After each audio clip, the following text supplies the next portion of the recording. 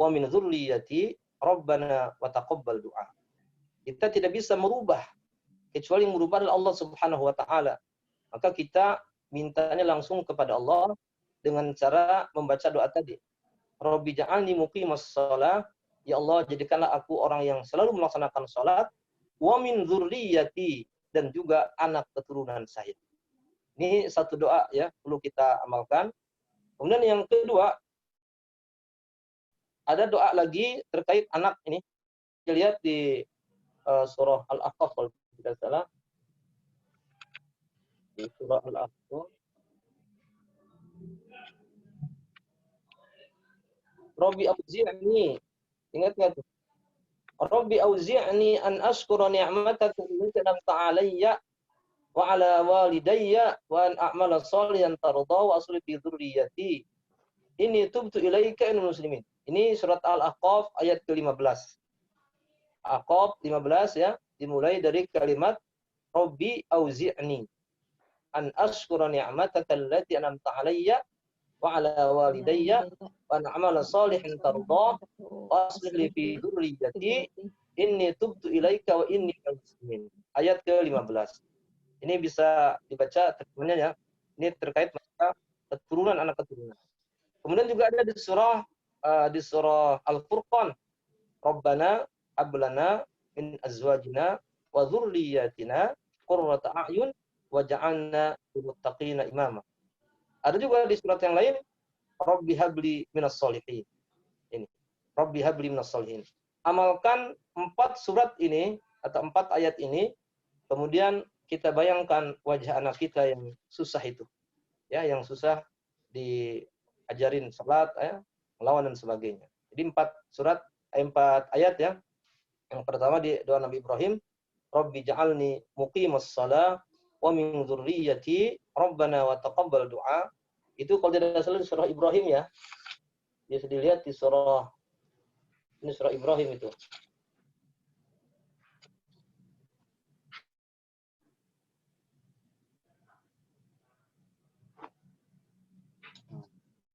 Rabbi ja'alni muqimas shalah min dzurriyyati rabbana wa taqabbal du'a.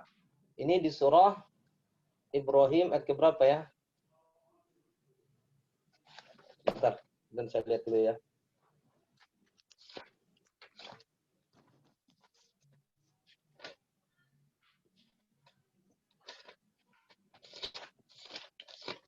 Atau bisa dicari ya nanti ya, surat Ibrahim. Ya. Kemudian Ya, di surah Al-Ahqaf ayat 15 tadi, kemudian di surah Al-Furqan di ujung Al-Furqan tuh.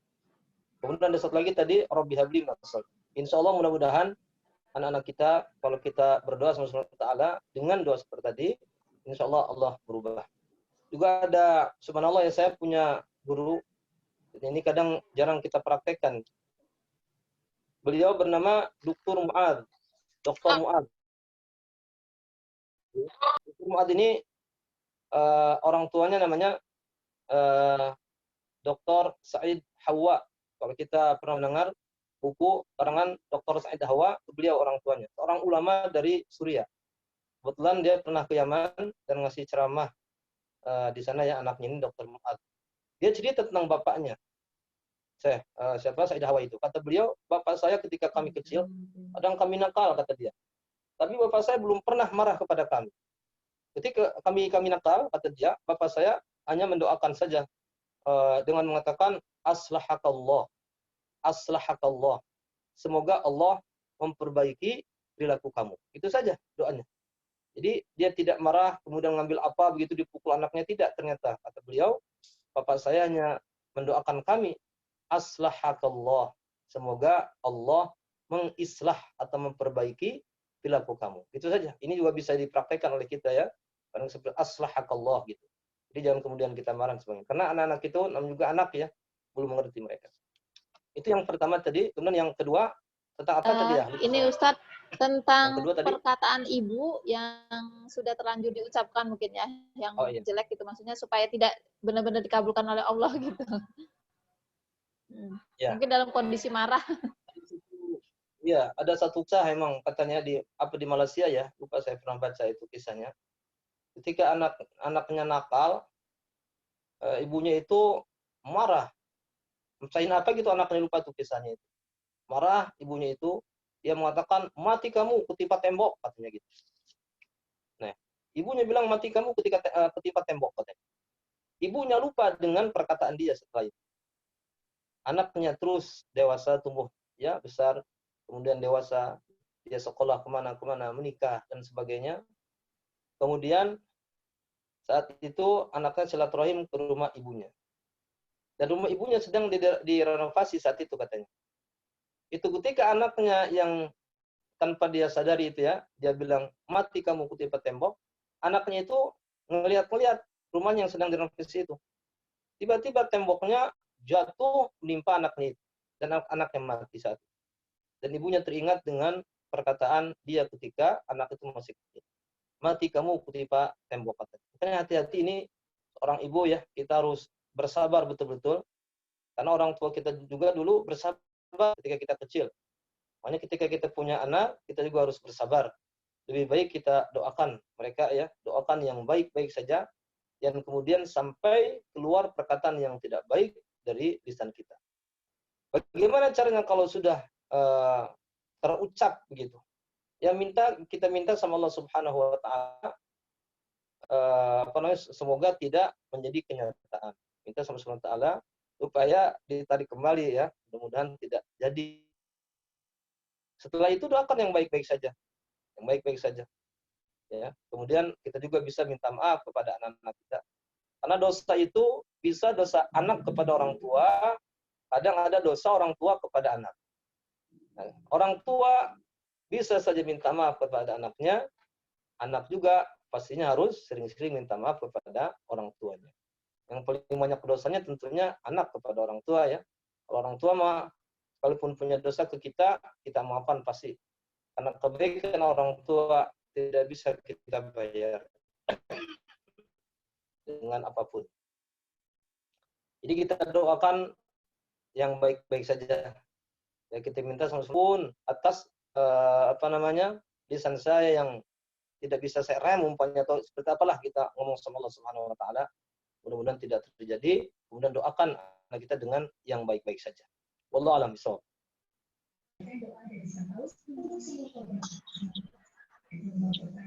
Ya, baik. Selanjutnya saya akan ini banyak sekali pertanyaan yang masuk ya.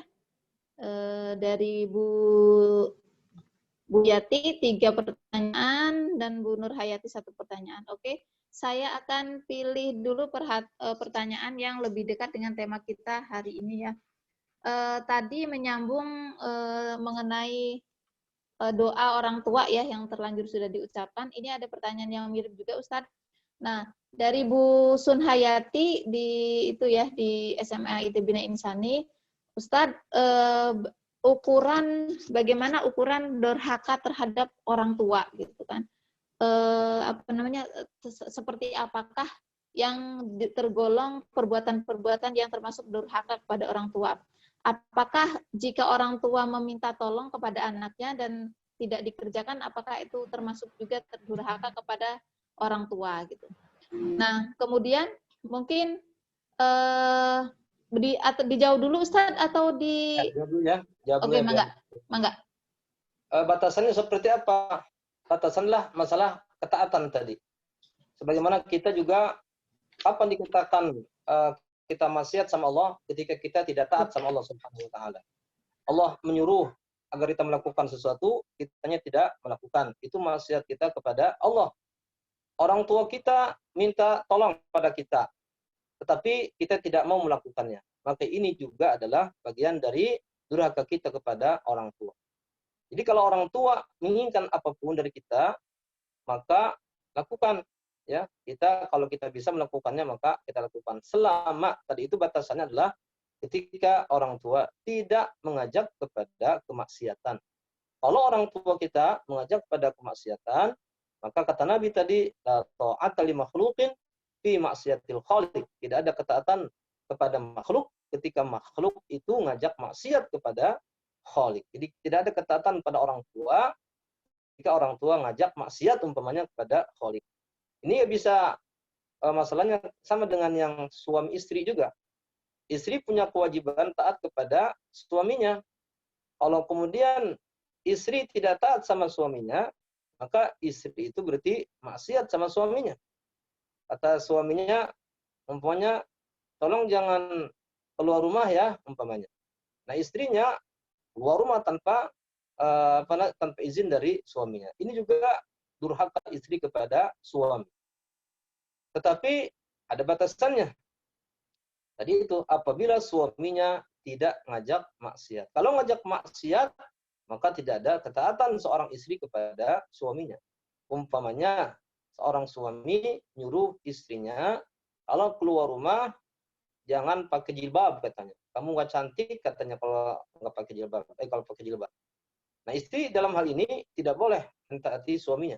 Karena pakaian yang memerintahkan untuk menutup auratlah Allah Subhanahu wa taala langsung. Tidak ada di sini kaitan dengan suami. Jadi di sini masalah batasannya seperti apa? Ya sebagaimana kita dikatakan maksiat sama Allah ketika kita tidak mentaati Allah, maka kepada orang tua kita juga sama dikatakan durhaka kepada orang tua ketika kita tidak mentaati orang tua. Wallahu a'lam bishawab. Baik, selanjutnya ini Ustadz, pertanyaan masih dari Bu Yati dan Bu Nur, ini masih berkaitan. Yang pertama, bagaimana membangunkan membangunkan anak sholat subuh gitu, sholat subuh. Kemudian yang kedua, bagaimana jika anak laki-laki kan, maksudnya ayah itu sebagai harus mencontohkan sholat di masjid ya untuk anak laki-lakinya. Nah, jika ada terkendala ayahnya di luar kota atau bekerja di luar kota, apakah kewajiban ibu untuk mencontohkan di masjid atau seperti apa gitu, Ustaz? Nah, seperti itu. Tadi yang pertama apa? Lupa lagi saya. Tadi yang pertama, bagaimana caranya membangunkan sholat subuh, Ustaz? Ya, biar anak-anak kan agak-agak gimana gitu. Yang pertama yang perlu kita perhatikan agar anak kita bisa bangun subuh, maka tidurnya jangan malam-malam. Kalau tidurnya jam 10, bisa dipastikan anak-anak tidak akan bangun subuh itu. Makanya anak-anak dibiasakan, kalau kita tidak punya aktivitas yang lain setelah Isya, langsung matikan lampu, ya, kemudian tidur semuanya. Kalau anak-anak tidur dari jam 8 umpamanya ya, nanti ketika adzan subuh, insya Allah dibangunkannya mudah. Karena istirahatnya sudah cukup dia. Tapi kalau jam 10, jam 11 dia belum tidur, maka dipastikan dia akan bangunnya kesiangan. Bisa jam 7, bisa jam 8. Jadi kita yang harus mengaturnya di rumah nih. Kita harus mengatur di rumah. Paling lambat, anak-anak itu tidur jam 9, paling lambat. Kita harus banyak omong ke anak-anak ya, kalau jam 9 mereka belum tidur. Dimatikan lampunya, kemudian selesai. Insya Allah mudah kita membangunkannya. Karena anak-anak biasanya hubungannya dengan waktu tidurnya, ya, waktu tidurnya. Ini. Jadi pertama adalah peran kita orang tua untuk mengatur waktu tidur beliau, mereka-mereka ini. Ya, itu yang pertama. Kemudian cara membangunkannya juga jangan kemudian dengan cara-cara yang membuat mereka marah. Karena ketika orang tidur, itu kan nafasnya sedang di luar tuh. Kalau kita tiba-tiba bangunkan dengan cara keras, mungkin dia akan kaget dan dia akan marah dan sebagainya. Makanya gimana caranya? Pelan-pelan. Ya, mungkin kita cium-cium dulu, ya. Kita bangunkan anak kita dengan cara seperti itu. Kalau dia masih kecil, umpamanya ya kita angkat dan sebagainya. Ini sebenarnya bisa diinikan ya. Jadi dua saja kalau menurut saya. Yang pertama adalah jam tidurnya harus kita batasi dia. Jangan sampai jam 10, jam 11 baru tidur. Maksimal jam 9 tidurnya.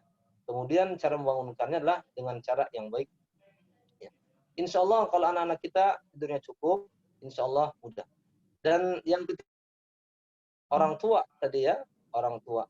Jadi anak kita nanti kalau yang laki-laki kita belikan sejadah kecil umpamanya, kemudian belikan rokok ya, kemudian belikan peci dia biar seperti ayah.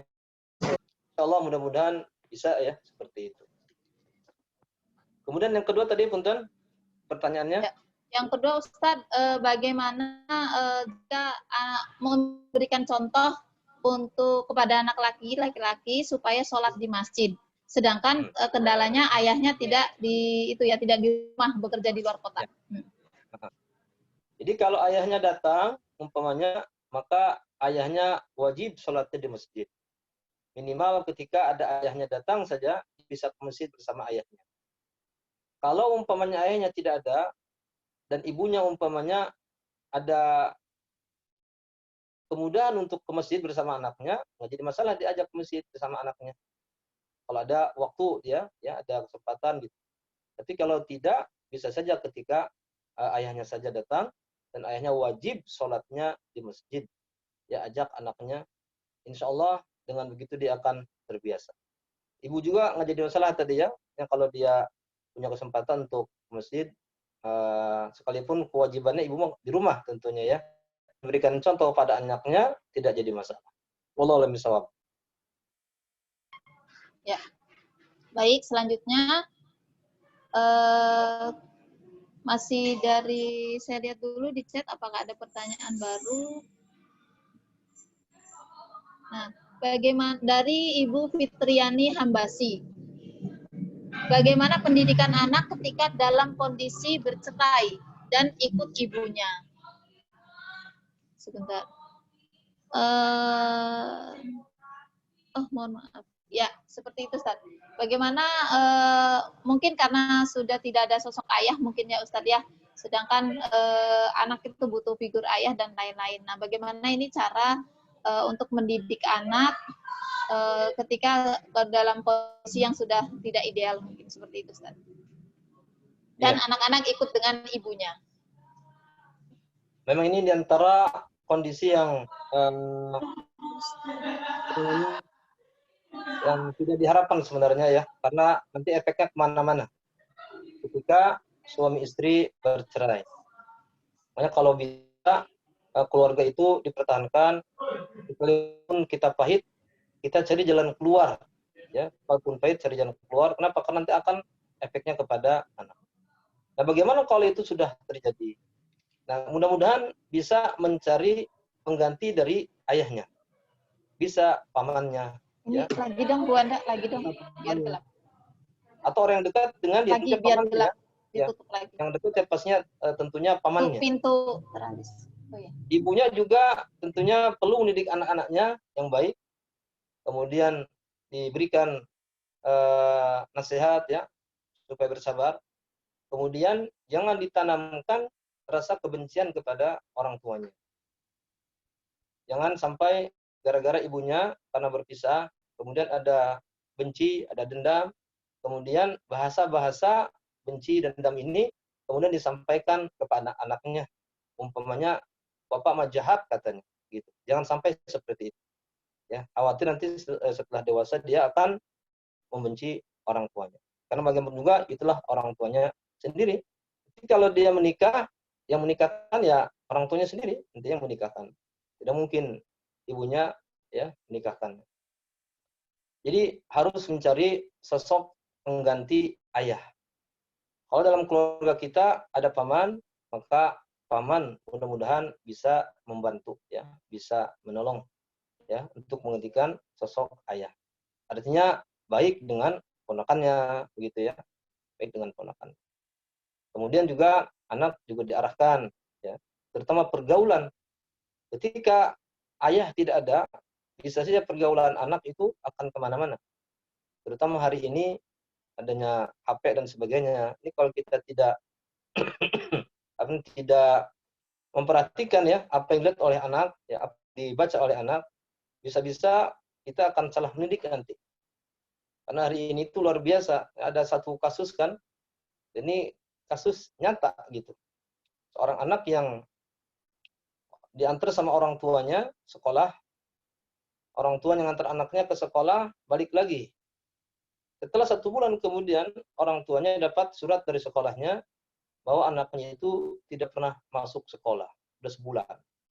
Padahal ayahnya itu tiap hari nganter dia ke sekolah. Kenapa pihak sekolah ngasih surat anaknya nggak masuk selama sebulan katanya? Ternyata apa yang dilakukan oleh anaknya itu ternyata ayahnya pulang, setelah nganter dia juga langsung keluar dari sekolah. Kemana dia larinya? Ke warnet. Apa yang dia di warnet? Dia ternyata main game online. Ini hati-hati. Ini ternyata sudah dilakukan oleh anak ini sudah sangat lama sekali. Makanya hati-hati kita dengan anak-anak kita ya, terutama hari ini ketika ada HP dan sebagainya. Ini kalau kita tidak memperhatikan anak-anak kita, tidak mengarahkan anak kita, bisa-bisa anak kita akan hancur-hancuran. Apalagi kalau kemudian tidak ada sosok ayah di samping. Ini kerja keras ya seorang ibu, dan tentunya minta doa sama Allah Subhanahu wa taala. Doa yang tadi itu, yang 4 itu dibacakan saja. Ya, habis salat dibacakan Rabbi ja'alni muqimas shalah wa min dzurriyyati rabbana wa taqabbal du'a. Sambil dibayangkan anak-anak kita itu. Kemudian Rabbi habli minas sholihin. Bayangkan anak-anak kita itu. Rabbi auzi'ni an ashkura ni'mataka allati an'amta 'alayya wa 'ala walidayya wa an a'mala shalihan tardah wa aslih li fi dzurriyyati inni tubtu ilaika wa inni minal muslimin. Kemudian Rabbana hab lana min azwajina wa dzurriyyatina qurrata a'yun waj'alna lil muttaqina imama. Jadi kita serahkan kepada Allah Subhanahu wa taala karena kemampuan kita terbatas ya. Kemampuan seorang ayah, seorang ibu mendidik anaknya itu terbatas. Maka kita serahkan kepada Allah Subhanahu wa taala yang meluluhkan hati dan yang memperbaiki akhlak anak-anak kita insyaallah. Wallahu a'lam bishawab. Ya, Masya Allah ya, Ustaz, pembahasan kita hari ini. Baik, waktunya sudah jam 2 lewat ya, mungkin pas sekali. Kalau masih ada pertanyaan dari ibu-ibu Solihah, mungkin bisa nanti dilanjutkan di pekan depan ya. Alhamdulillah ini juga sudah tidak ada pertanyaannya. Nah, mungkin kalau bisa disimpulkan ya Ustadz dari yang tadi sudah kita bahas bersama-sama mengenai pendidikan Luqman terhadap anaknya ini, mewasiatkan maksudnya ya Ustadz ya, bahwa terletak dari 3 hal besar. Yang pertama akidah, ibadah, dan akhlak gitu kan ya. Di mana akidah itu sebagai pondasi untuk bekal anak kita kelak gitu ya. Jika kita nyuruh-nyuruh sholat aja, ibadah aja, tapi anak nggak ngerti gitu untuk apa, lama-lama dia bosen gitu. Lama-lama ketika dia bosen itu untuk apa gitu ya sholat ini, jadi dia dengan mudah meninggalkannya gitu ya.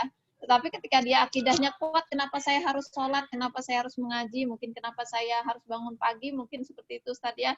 Dia sudah tahu alasan-alasannya karena akidahnya udah kuat. Nah, insya Allah dia semakin besar mungkin akan sadar dan akan ini gitu, lebih paham gitu. Oh iya, saya udah tahu saya harus sholat, saya harus ngaji dan lain-lain gitu. Dan nanti akan membuahkan akhlak yang baik gitu ya Ustadz ya. Nah, seperti itu.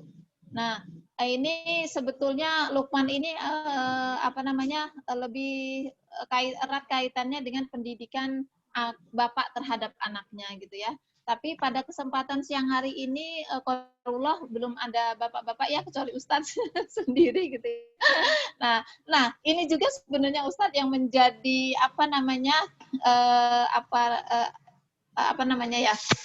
pendidikan anak kan harus sinkron gitu antara suami dan istri gitu ya. Sedangkan mungkin bapak-bapak dengan kesibukannya mencari nafkah gitu Ustadz, mungkin terbatas ya. Bukan berarti bapak-bapak juga nggak menuntut ilmu. Saya yakin pasti bapak-bapak ada waktu tersendiri mungkin belajar lewat apa gitu ya Ustadz ya. Nah, sedangkan yang paling banyak di majelis-majelis ilmu itu kita banyak ibu-ibu. Tetapi kalau nggak klop nih dengan bapak juga agak susah juga nih Ustadz. Mungkin dari Ustadz ada sedikit tips nih Ustadz ya sebelum kita tutup majelis kita siang hari ini, bagaimana mensinkronkan nih Ustadz pendidikan anak kita gitu yang harus klop dulu kan orang tuanya gitu. Maksudnya harus sama ininya gitu ya, pemahamannya seperti itu. Ada ini Ustaz, silakan. Di Al-Qur'an biasanya perintahnya ke laki-laki.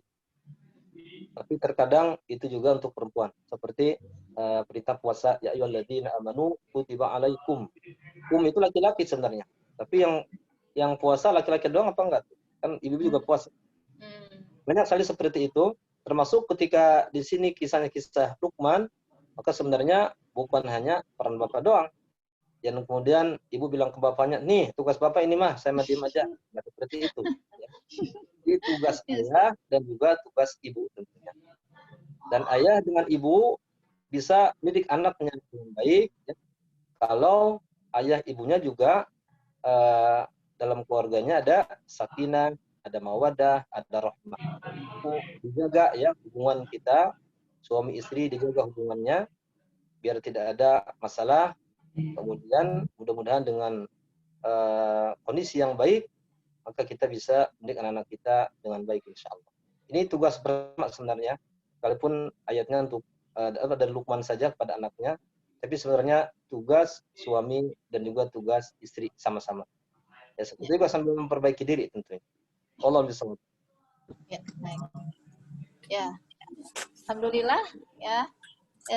Sudah kita pahami bersama, tadi sudah panjang lebar Ustadz jelaskan mengenai pendidikan Luqman terhadap anaknya yang Allah abadikan dalam surat Luqman ya. Mungkin saya berharap bunda-bunda semuanya yang hadir di Zoom meeting ini tidak puas pada kajian pada siang hari ini. Kenapa? Supaya kita terus mencari ilmu lagi di tempat lain, di kesempatan lain, di pada guru-guru yang banyak gitu kan ya. Nah, karena masa mengenal usia mungkin ya, walaupun anak kita sudah besar atau ini tetap kita menuntut ilmu sepanjang waktu gitu kan. Nah, pada kesempatan insya Allah saya sebelum kita akhiri ya, saya sampaikan insya Allah dalam waktu 1 bulan ini ya, 4 pekan ini kita akan bersama dengan Ustadz Wais Al-Qurni membahas mengenai parenting ya. 2 pekan sudah kita lalui, insya Allah 2 pekan lagi dengan tema yang. Nah, untuk 2 pekan ke depan tema kita pendidikan Imran terhadap Maryam ya. Mungkin kalau Luqman lebih kepada sosok ayah terhadap anaknya ya. Mungkin kalau nanti Imran mendidik anak perempuan ya. Bagi bunda-bunda yang punya anak perempuan, nah ya kita dari Allah jaminannya surga ya. Insya Allah kita pekan depan akan menimba ilmu masih dari Ustadz ya mengenai pendidikan Imran terhadap Maryam gitu. Baik, untuk mengakhiri saya persilahkan Ustadz untuk menutupnya dengan doa ya Ustadz ya. Sama enggak saya persilahkan. Bismillahirrahmanirrahim. Alhamdulillahirabbil alamin. Lakal hamdu hatta tarda, lakal hamdu idza radita, lakal hamdu ba'da ridha. Allahumma shalli ala sayyidina Muhammadin wa ala alihi wa ashabihi ajma'in. ربنا ظلمنا أنفسنا وإن لم تغفر لنا وترحمنا لنكونن من الخاسرين لا إله إلا أنت سبحانك إنا كنا من الظالمين اللهم اغفر لنا ذنوبنا وكفر عنا سيئاتنا وتوفنا مع الأبرار اللهم اغفر لنا ذنوبنا كلها دقها وجلها وأولها وآخرها وعلانيتها وسرها لا إله إلا الله العظيم الحليم لا إله إلا الله رب العرش العظيم لا إله إلا الله رب السماوات ورب الأرض رب العرش الكريم اللهم إنا نسألك سلامة في الدين وعافية في الجسد وزيادة في العلم وبركة في الرزق وتوبة قبل الموت ورحمة عند الموت ومغفرة بعد الموت اللهم هون علينا في سكرات الموت والنجاة من النار والعفو عند الحساب برحمتك يا أرحم الراحمين رب اجعلنا مقيم الصلاة ومن ذريتنا ربنا وتقبل دعاء رب اجعلنا مقيم الصلاة ومن ذريتنا ربنا وتقبل دعاء رب اجعلنا مقيم الصلاة ومن ذريتنا ربنا وتقبل دعاء ربنا هب لنا من الصالحين ربنا هب لنا من الصالحين ربنا اللهم إنا نسألك يا رب العالمين أن تجعل أولادنا من الصالحين والصالحات اللهم اجعل أولادنا من الصالحين والصالحات اللهم اجعل أولادنا وبناتنا من الصالحين والصالحات اللهم اجمعنا وإياهم في مستقر رحمتك في الفردوس الأعلى من الجنة ربنا إننا آمنا فاغفر لنا ذنوبنا وقنا عذاب النار ربنا آتنا في الدنيا حسنة وفي الآخرة حسنة وقنا عذاب النار سبحان ربك رب العزة عما يصفون والسلام على المرسلين والحمد لله رب العالمين. Alhamdulillahirrabbilalamin. Saya ucapkan jazakallah khairan kasira kepada Ustadz yang sudah membersamai kita selama 1 jam ya Ustadz. Mudah-mudahan Ustadz selalu dalam keadaan sehat sehingga kita nanti bisa bertemu kembali ya Ustadz ya Kamis pekan depan. Insyaallah. Ya Ustadz. Terima kasih banyak Ustadz. Salam buat Umi ya. Mangga Ustadz, boleh kalau mau ada urusan yang lain. Terima kasih banyak. Saya live dulu ya. Assalamualaikum. Ya, waalaikumsalam warahmatullahi wabarakatuh. Ya, kepada bunda-bunda yang hebat, ya kita boleh foto bersama Bu sebelum kita tutup, ya supaya kita buka kameranya sama-sama kita foto. Kayaknya bundanya malu-malu nih ya. Oke. Baik, kita tutup dulu ya ke majelis kita pada siang hari ini dengan membaca hamdalah. Alhamdulillahirrabbilalamin. Istighfar 3 kali. Astagfirullahaladzim, astagfirullahaladzim, astagfirullahaladzim.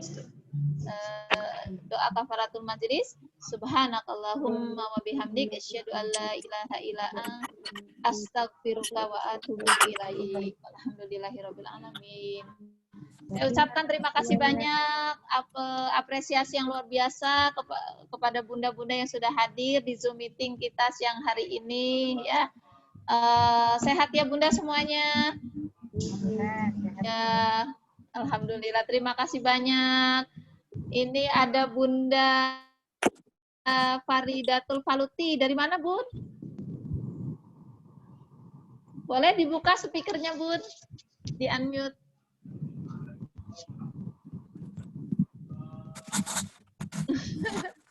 Tidak terdengar sepertinya suara saya. Ada Bunda Mahya Kari. Dari mana, Bun?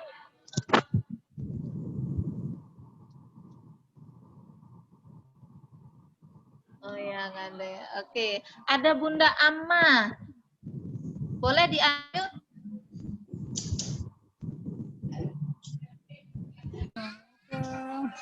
Ya, silakan. Dari mana, Bun? Dari Serang. Oh, dari Serang. Alhamdulillah. Kita kenalan ya. Kenalannya di akhir, nggak apa-apa ya, Bun? Ada Bunda Mahya Kari. Dari mana, Bun? Assalamualaikum. Waalaikumsalam. Salam kenal juga, Bunda. Dari Pejaten, Mak. Dari Pejaten. Dari Pejaten, Mas. Wah, kakaknya ngintip tuh. Ya, katanya kenal Bu Yayan, katanya. Oh, namanya siapa ganteng? Cantik, Sabrina. Oh, cantik, maaf. Nggak pakai kerudung. Oh iya, maaf ya, ya Allah. Sabrina, assalamualaikum Sabrina. Waalaikumsalam. Ada Bunda Hana, Mama Hana. Mama Hana dari mana, Bun? PCI Helikonia. Dari? PCI. Oh, di PCI. GCI. PCI. Oh, Helikonia. PCI. Alhamdulillah. Ada Bu Nur Hayati nih yang setia.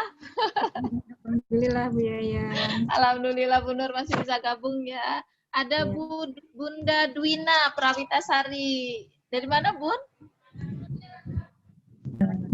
Salam kenal Bu Yayan Salam dari kenal juga, Bun. dari Medan. Masya Allah dari Medan, luar biasa, semangat Bun. Yes. Ya, Insya Allah nanti kita mudah-mudahan ada waktu kita berjumpa lagi Kamis di pekan depan ya Bun ya. Iya, Insya Allah. Ada Bu Guru kita nih, Bu Muizzah. Iya, oke. Ya, Bu. Bu Muizzah, terima kasih sudah hadir. Ya, untuk bunda-bunda mangga nanti kami ada broadcast kembali untuk pekan depan ya. Kalau Bunda handphonenya masih stabil, mangga masih bisa berada tetap di dalam Zoom, di dalam grup maksud saya WA grup ya untuk informasi-informasi selanjutnya. Tapi kalau ada yang keluar masuk juga mangga ya, nanti biasanya nanti akan join lagi kalau pekan depan gitu. Baik, seperti itu mangga. Sudah ditutup. Kalau bagi Bunda yang masih ada masih ada kewajiban lain atau rutinitas lain, mah nggak boleh live ya Bun, nggak apa-apa ya. Ini saya pengen Bu Yayan. iya, Sabrina, Bu Yayan pengen kenalan aja nih sama yang masih ada di room ya. Ya, assalamualaikum Bunda. Waalaikumsalam, dadah. Ya,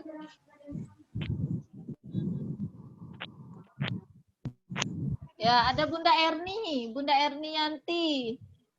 Assalamualaikum warahmatullahi Waalaikumsalam wabarakatuh. Bun. Dari mana Bun? Dari Kramat Serang. Oh dari Keramat. Alhamdulillah bisa Salam kenal bergabung ya semuanya. Bun ya. Assalamualaikum. Ya dari kelompok PHI Bun atau dari mana? Saya Lebak Wana. Oh Lebak Wana. Ya alhamdulillah. Ya ada teman juga di situ. Lebak Wana. Di mana tuh? Ya nanti boleh di-share di grup RT ya Bun ya untuk pekan depan informasinya. Terima kasih. Mudah-mudahan jadi amal jariah nih berbagi Amin. informasi kajian ya. Ya, terima kasih. Mangga Bunda-bunda silakan bagi yang masih ada ya, mangga. Ya, izin lah. Sini Ustazah. Tuh. Ya, Ustazah, terima kasih banyak. Jazakallahu khair. Bayaki.